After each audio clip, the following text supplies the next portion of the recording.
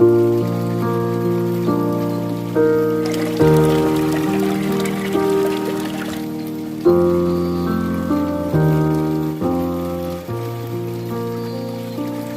jiwa larut dalam gelisah, terkadang tak ada satupun pundak yang bisa dijadikan tempat merebah.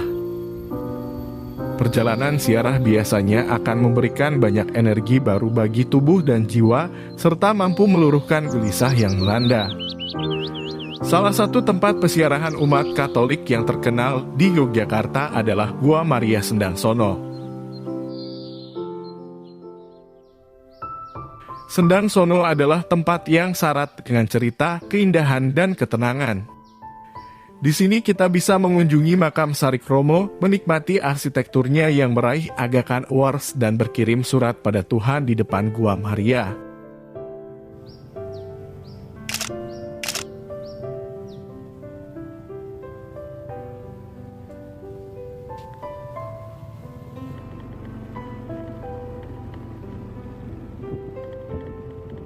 Berada dalam pelukan Bukit Menoreh, Sendangsono menjadi tempat peziarahan bagi jiwa yang gelisah. Di kawasan yang asri ini, pengunjung bisa merasakan sejuknya udara perbukitan, menikmati keindahan rancangan arsitektur Romo Mangun, menyusuri Jalan Salib, hingga berdoa di bawah kaki Bunda Maria.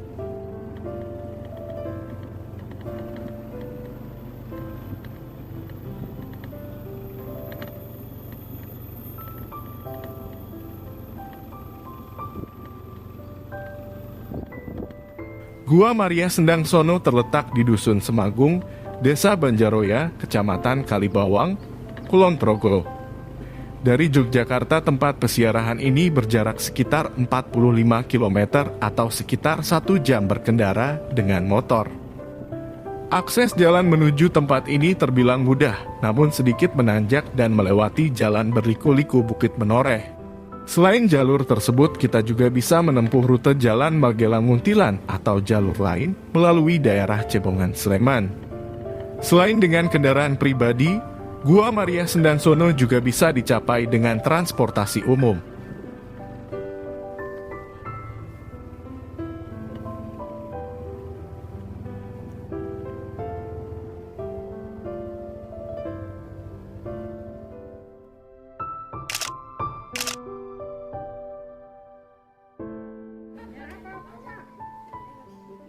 Dari tempat parkir kita akan disambut sebuah gapura dengan dinding yang terbuat dari batu, bertuliskan "Selamat datang di Sendangsono". Gapura tersebut akan mengantar kita masuk ke kompleks ziarah yang luas. Di sepanjang jalan gapura masuk, terdapat banyak toko kecil yang menjual barang perlengkapan rohani, seperti lilin, kalung rosario, patung Bunda Maria, kaos bernuansa rohani, serta jirigen atau botol untuk menampung air dari Sendangsono. Pariwisata telah menjadi sektor andalan Indonesia dalam pembangunan ekonomi, seperti meningkatkan peluang kerja, membuka industri baru yang berkaitan dengan jasa wisata, menambah permintaan akan hasil pertanian, dan juga memperluas pasar barang lokal. Peliharaan kawasan Sendangsono sudah sangat baik. Aktivitas ekonomi pada wisata rohani ini dari tahun ke tahun terus meningkat.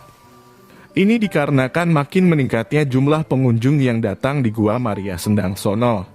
Dengan meningkatnya aktivitas ekonomi dan jumlah pengunjung, maka akan berdampak terhadap tingginya realisasi pengembangan ekonomi lokal dan sekitarnya.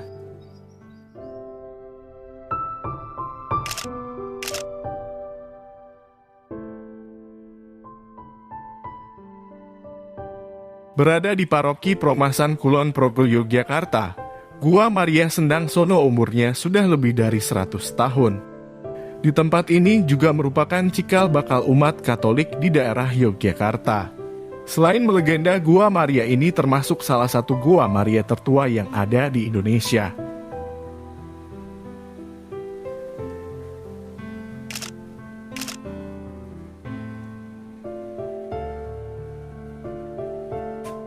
Gua Maria Sendangsono dibangun pada tahun 1927 hingga tahun 1929. Diresmikan tanggal 8 Desember 1929. Asal mula nama Sendang Sono berawal dari sebuah sumber air yang terletak di bawah pohon angsana.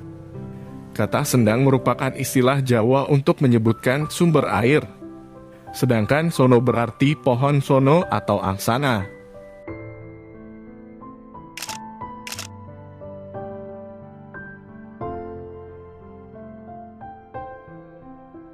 Sumber air di bawah pohon sono tersebut dikeramatkan oleh masyarakat setempat.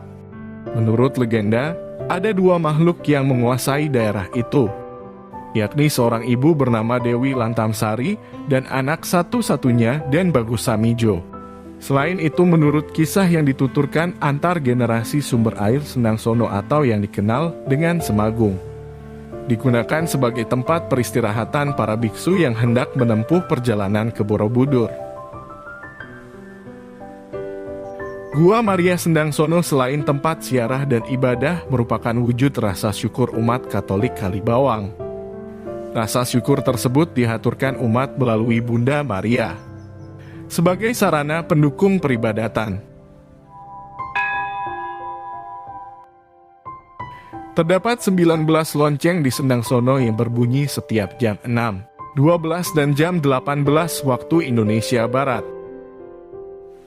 Pada tahun 1958 dibangun 14 stasi yang diberi arca jalan salib sebagai simbol perenungan umat Katolik.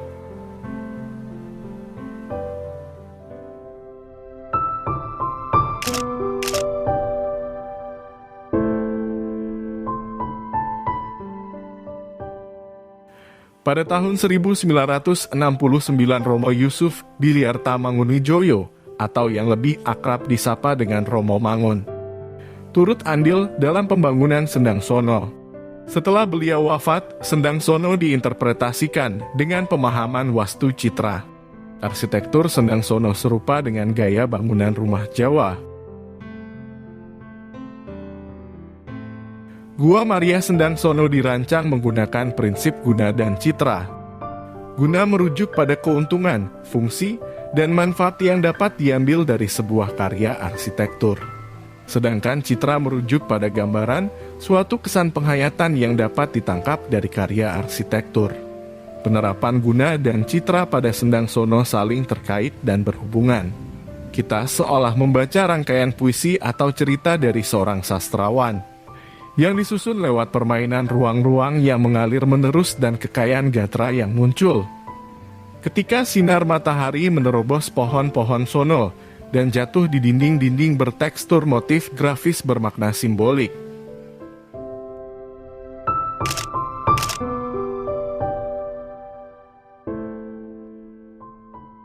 Sirkulasi di Sendang Sono bersifat bebas, sehingga banyak sekali rute alternatif yang dapat digunakan oleh pengunjung. Namun di Sendang Sono tetap terdapat rute utama yang pada umumnya digunakan oleh pengunjung untuk berziarah.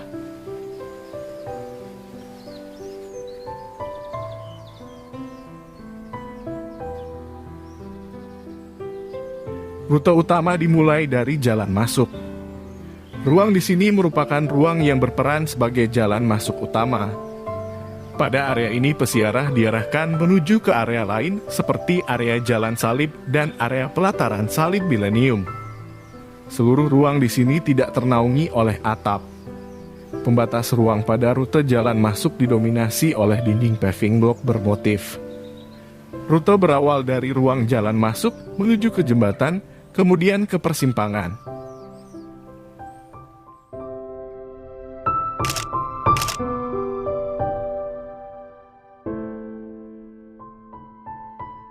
Setelah jalan masuk, rute utama berlanjut ke Jalan Salib. Berdasarkan fungsinya, area Jalan Salib ini dibagi menjadi dua ruang, yaitu Jalan Salib dan tempat peristirahatan. Ruang pada Jalan Salib tidak ternaungi oleh atap, sedangkan ruang pada tempat peristirahatan terdapat balai istirahat yang beratap. Jalan Salib terdiri dari 3 segmen ruang yang berbeda, namun keempatnya memiliki pola yang sama. Setiap segmen ruang terfokus pada stasi patung salib yang ternaungi oleh ornamen atap kecil berlislang warna merah. Pembatas ruang pada Jalan Salib terdiri dari dinding di sisi belakang dengan vegetasi, sedangkan pada sisi samping tidak terdapat dinding. Dinding pembatas bagian belakang terdiri dari susunan beton modular dengan motif mawar. Dinding pembatas dapat ditemukan dari awal hingga akhir stasi Jalan Salib yang menandakan awal dan akhirnya Jalan Salib tersebut. Ruang pada Jalan Salib ini terbuka, tidak ternaungi oleh atap.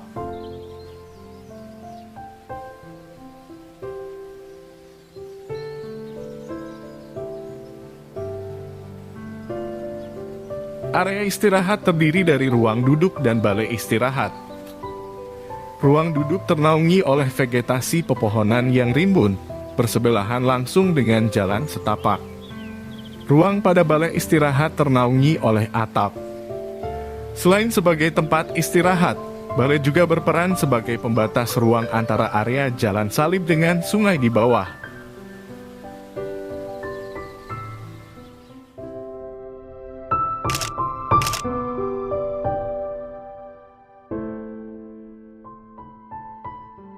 Setelah Jalan Salib, rute utama berlanjut menuju tempat pengambilan air. Pembatas ruang antara tempat pengambilan air dengan sungai berupa dinding batu kali dengan lisemen warna merah di atasnya setinggi 45 cm. Karena pembatas yang pendek, maka view area seberang sungai dapat dilihat secara leluasa dari area ini. Pembatas ruang antara area pengambilan air dengan pelataran Gua Maria berupa dinding setinggi 3,3 meter. Pada dinding tersebut tertempel kran dan bak air yang terdiri dari susunan modul beton bermotif mawar. Dinding setinggi 3,3 meter menjadi pusat visual di tempat ini karena memiliki skala yang paling tinggi. Dinding tersebut terdiri dari susunan batu kali dan modul beton bermotif mawar yang menjadi daya tarik tersendiri. Dinding penahan tanah pada rute pengambilan air memiliki susunan yang serupa dengan Jalan Salib. Dibagi dalam segmentasi-segmentasi yang dibatasi oleh lisemen warna abu, dan pada tiap segmentasi diisi oleh modul beton atau batu kali.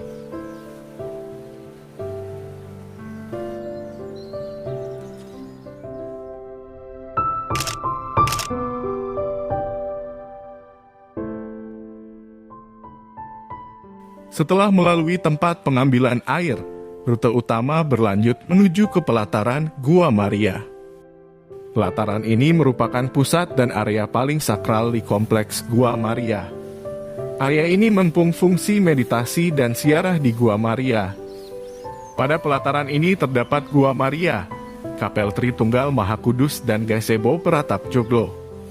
Fokus view pada rute ini adalah Gua Maria dan Kapel Tritunggal Maha Kudus.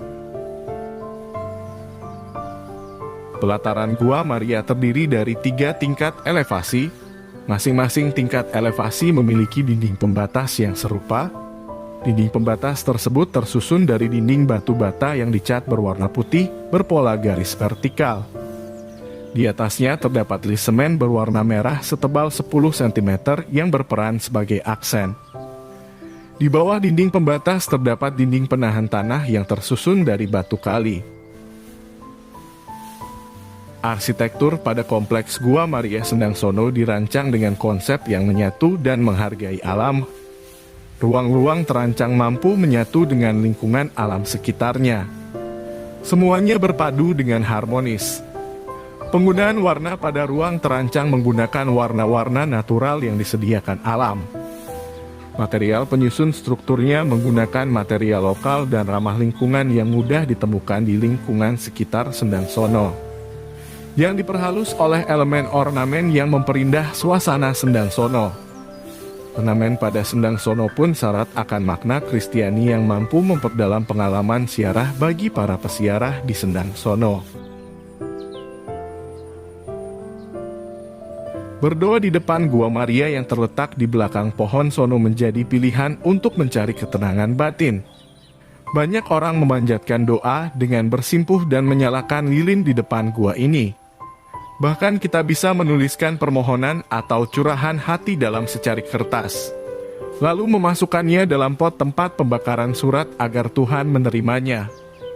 Meski merupakan tempat peziarahan umat Katolik, tempat ini terbuka untuk siapapun. Karena itu, tidaklah heran jika banyak umat beragama lain yang datang ke tempat ini untuk sekadar merenung atau mencari udara segar.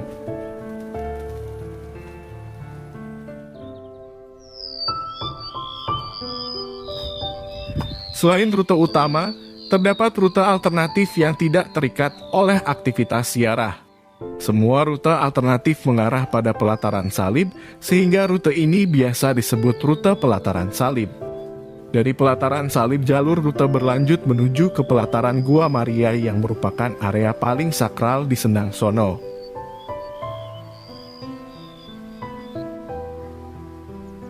Aneka kebutuhan telah dipersiapkan dan dirancang dengan apik oleh Romo Mangun. Ketika para pengunjung ingin beristirahat, ada 4 buah rumah panggung yang bisa digunakan untuk beristirahat atau duduk di bawah pohon yang rindang. Ketika rombongan peziarah ingin merayakan Ekaristi, terdapat 3 buah kapel. Kapel Tritunggal di samping Gua Maria.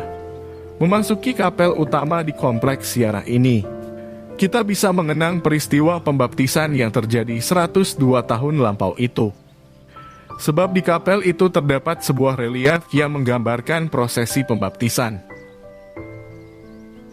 Jika kita ingin mengenang perjuangan salah satu warga penggerak komunitas Katolik Sendang Sono, kita bisa menuju ke pemakaman yang berada di dekat kapel Bunda Maria, tepatnya di atas kapel Tritunggal Maha Kudus, bagian puncak tertinggi dari Sendang Sono. Di sini kita akan menemukan makam Barnabas Sarikromo. Sarikromo adalah sahabat baik Pastor Penlit yang juga menjadi salah satu warga yang dibaptis pada tahun 1904 dan ditetapkan sebagai katekis pertama di daerah tersebut. Barnabas Sarikromo adalah orang Jawa pertama yang diangkat sebagai katekis. Karyanya menjadi tonggak sejarah gereja Indonesia. Ketika ia berhasil mengajak 171 warga desa di sekitar tempat tinggalnya mengenal Kristus. Berkat jasa dan perjuangannya, Barnabas Sarikromo menjadi orang pertama di Indonesia yang mendapat penghargaan khusus dari Sri Paus.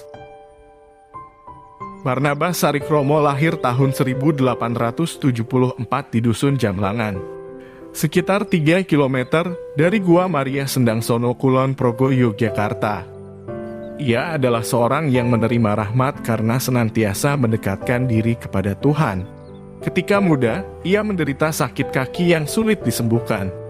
Dalam doa dan janjinya untuk mengabdikan diri pada Tuhan jika kakinya disembuhkan.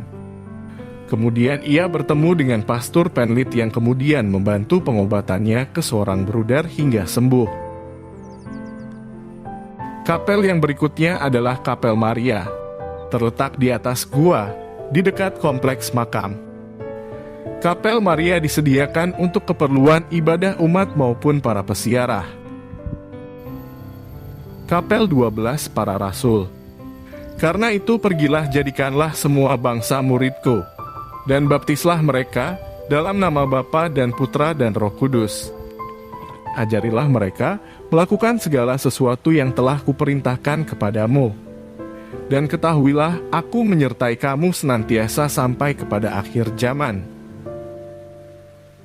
Ziarah ialah memberikan kesaksian kepada dunia tentang iman kita, bahwa hidup ini adalah sebuah ziarah batin menuju rumah Bapa.